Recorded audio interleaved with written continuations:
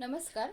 आपण पुढची योजना बघणार आहोत BGBO स्कीम. ठीक आहे. BGBO योजना काय आहे?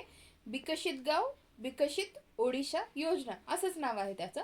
विकसित गाव विकसित ओडिशा योजना BGBO स्कीम. तर याच्यात त्या नावातच त्या योजनेचा उद्देश लपलेला आहे. बघा उद्देश काय आहे? तर ओडिशामध्ये ग्रामीण पायाभूत सुविधांचा विकास करणे हे त्याचं उद्दिष्ट आहे. आणि 5 वर्षांसाठी 5,000 कोटींचं बजेट त्याच्यासाठी आखलेलं आहे. दुसरी गोष्ट, जे ओडिशाचे मुख्यमंत्री आहेत मोहन चरण मांझी यांनी खुर्दा जिल्ह्यातील जानकिया येथे या योजनेचा शुभारंभ केला. तर BGBO स्कीम विचारली तर कोणत्या राज्याची सांगाल? तो ओडिशा राज्याची. विकसित गाव विकसित ओडिशा असं त्या योजनेचं नाव आहे. धन्यवाद.